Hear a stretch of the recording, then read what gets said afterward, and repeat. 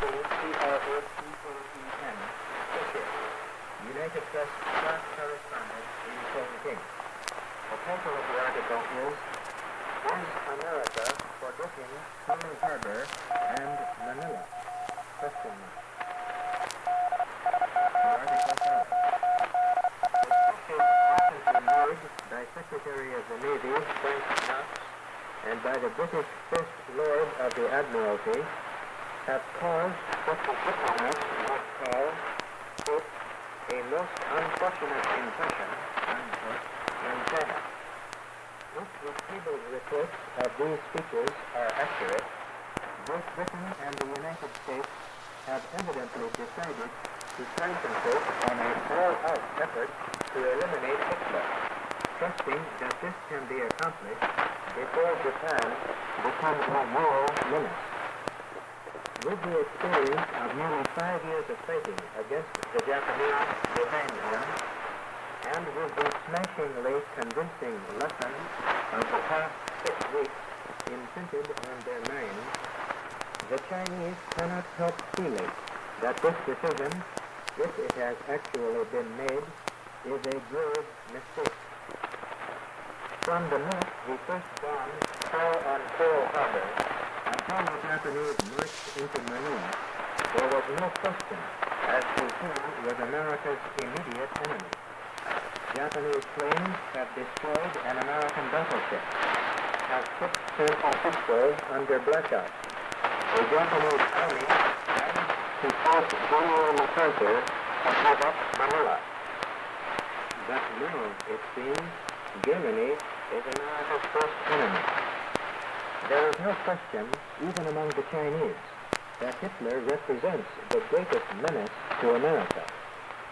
But there is more doubt as to the wisdom of America's attacking Germany with all-out strength while remaining on a receding defensive in the Far East. The confidence the Chinese have in the ultimate outcome of the war is not gone. They are completely confident that they and their allies will win a great victory for democracy. But after 5 years, they do not like the prospect of being left more or less alone for another long period to bear the brunt in the arena. Make no mistake, there is no apparent feeling in China that China might as well give up. The Chinese are determined to stick it out. But they do see tremendous difficulties multiplying if America's major effort is now turned toward Europe. Aside from private talk with officials, shopkeepers, and rickshaw boys, the best evidence of the Chinese frame of mind is seen in the newspapers. For the past 3 days, there has been a rapidly increasing vein of pessimism over the situation in the Pacific, evident in the editorials of officials and independent papers alike. 3 things give rise to this pessimism. First, the lack of any indication whatsoever that any reinforcements are on the way to the Far Eastern theater of war. Second, the continuous string of Japanese successes and allied withdrawals. Third, indications, chiefly in the Knox and Alexander speeches, that America and Britain are suffering under what one paper calls the strike Hitler first, unquote, illusion. The unanimity with which all papers, including official organs of the Kuomintang, of the Army, and of other official and semi-official groups, lends weight to the indication that the Chinese government, as well as the people, are seriously disturbed. One could say that the Chinese are interested selfishly, but they want someone else to fight the Battle of the Pacific for them. The view is short-sighted. It can best be answered by quoting the arguments, the criticisms, voiced in the papers themselves. China's most influential newspaper, the Dao, has this to say, quote, The present situation in the southwestern Pacific, after the fall of Hong Kong and Manila, and with Indochina and Thailand under Japanese occupation, is decidedly one which the Eastern aggressor has well in hand. Should the worst come to Singapore and the Netherlands East Indies, the entire southwestern Pacific will come under Japan's overlordship. It will be easier said than done for Britain and America to start a counteroffensive at that late hour. Continuing the quotation, economically, Japan will have completed her subquote Great East Asia pro-prosperity sphere, unsubquote, with her control of Manila and the Netherlands Indies. She will have attained her goal of self-sufficiency and will be able to take the defensive or the offensive as she desires. The economic blockade, long heralded as America's and Britain's infallible weapon against Japan, will then become Japan's weapon against America and Britain. Unquote.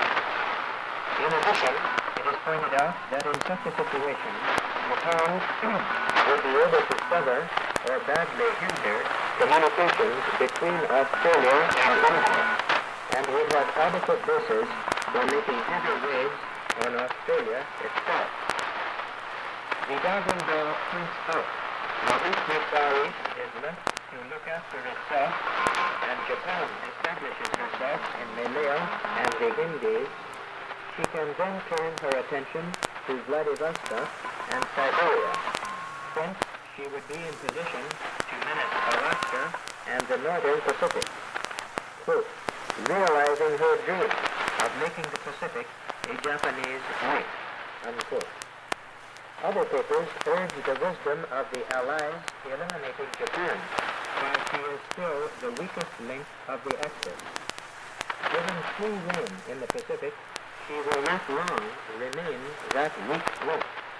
Furthermore, they point out that Hitler's Nazi armies are well entrenched and have the territory under them pretty well consolidated, thus making the task of dislodging and crushing them a terrific frontal slugging match. On the other hand, Japan's forces are spread over 3,000 miles, fighting on several isolated fronts and with long, tenuous lines of communication. Obviously, Japan is more readily exposed to attack now before she can consolidate her gain and protect her communications. Today, for the first time, there appeared open criticism of the British conduct of the war in the East. Some days after, such criticism made itself heard in London. The Army's paper, the Saodam Bao, Saotangpao, today expressed regret that the British authorities have shown themselves lacking in both vision and determination. The lack of vision is shown in lack of adequate military preparation, despite the fact that the possibility of a Pacific War had been discussed for decades. The lack of determination is shown, says this paper, by the hesitation of the authorities to lay waste all resources in the path of the enemy. These things surprise the Chinese, unquote, declares the journal with almost British understatement. While not directly stated, there is an undercurrent of feeling that the British and even the Americans still regard the Japanese as a thorn in the side rather than a first-rate threat. The feeling that, after all, they are, quote, native, quote, unquote, and can be dealt with later with little trouble. There is also an unexpressed feeling that Britain has somehow managed to turn Uncle Sam's attention from his own interests in the Pacific to Britannia's in Europe. While not for a moment deprecating Britain's merits, I will read that again.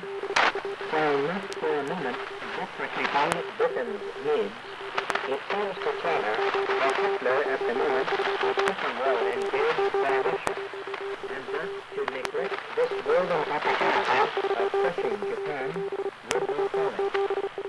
Lastly, if the Far East is neglected, there is always the possibility that the Japanese will take Van Home and cut the Burma Road. This interests China directly, but at the same time, American and British military men agree that China should prove one of the best bases from which to attack the Japanese, particularly by air. To allow this excellent base to be nullified or made unavailable would be a serious mistake and would prolong the war greatly. That is the end of the exclusive article for the United Press Associations of America. The facility for transmission of this article by Mr. F. McCracken Fisher, the United Press staff correspondent in Chungking, has been awarded by station XGOY, the Chinese International Broadcasting Station in Chungking. The Voice of China has been operating in the North American transmission on a frequency of 5,950 kilocycles. In the North American transmission, we will be back on the air at this same time tomorrow.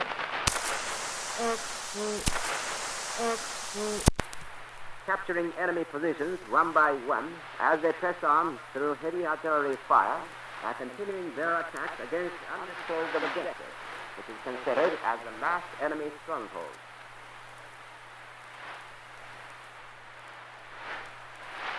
Listening to Radio Tokyo.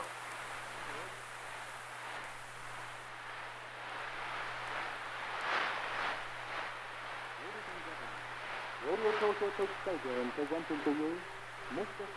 Sando, who will speak to you on the subject Japan's economic strength and installations are the series of victory themes. Mr. Saito. In less than 1 month warfare, Japanese forces with incredible speed and deftness in their operations blasted all illusions of inferiority as to their military strength. While eradicating in one coast all stigmas of inferiority, Imperial Japanese forces reached more than strategic victories on the fields of battle. Pearl Harbor, Manila, Hong Kong, Shanghai, Malaya are now not only symbols of Japan's military might, but reveal Japan's series of wars, their underlying economic strength. Military successes signify also economic success. They lack emancipation from local ownership economically.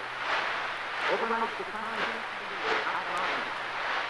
economic transformation of Japan by the United States and Great Britain is now but an empty threat. Japan's real account is unmatched. Evidence was forthcoming last month from Japan's representative in Australia. Dr. Herbert Evok, Australia's Minister of External Affairs, excitedly revealed his discovery by asserting, "It is sheer madness to underestimate Japanese strength and skill." Dr. Evok should know Japan stands with anybody, but the Japanese are now in the Netherlands East Indies, halfway to Australia. What is sort of military strength applies equally well to Japan's economy, which likewise has been underestimated. What's behind that Japanese armor? Is that International News Service correspondent Mr. James Young correct when he writes in the latest issue of the Reader's Digest that Japan would be ruined if there were war with the United States? Is it true, as the New Republic states, that if all necessary imports are cut off, the point of Japan's collapse is the advance fueled by domestic progress? What is the truth regarding Japan's economy? Let's look at the wholesale affairs behind the gun. That's important. The decisive battle in World War II will not be a blitzkrieg. It's top and down. We will get more into the solid economic battle behind the lines. The worst off of industry are lumbering transports flying to excessive speed. In fields where the questions called upon to be supported in the These are equally vital as the military line in a total war. All are the facts. Tremendous reserves stored up in spite of Japan's 5-year war. The deposits of sufficient resources in areas than the Japanese government steadily developed for the last 10 years. And moreover, new sources at hand in the South Sea. That's our answer to those who would mislead you with the phrase, poor Japan. That phrase is now but an ancient cigarette. In your legs. Yesterday legendary was yesterday. Japan was a hard-knock nation. Japan was a hard-knock nation. Moving on. To be fair, permit me to quote your fellow ally, Mr. Hugh Dalton, British Minister of Economic Warfare. He admitted last month, according to a Swiss correspondent in London, Japan has sufficient food and oil supplies. Moreover, military successes will allow Japan to get more raw materials. The China war has not weakened Japan at all, he said. By military successes, Mr. Dalton announced those in the Northern Peninsula, in the Philippines, and Borneo, centers of one of the richest sources of important raw materials in the world. When Japanese expeditionary forces occupied Taiwan, in British Malaya, Japan is supposed to the largest tin mining center in the world, as well as one of the main sources of rubber.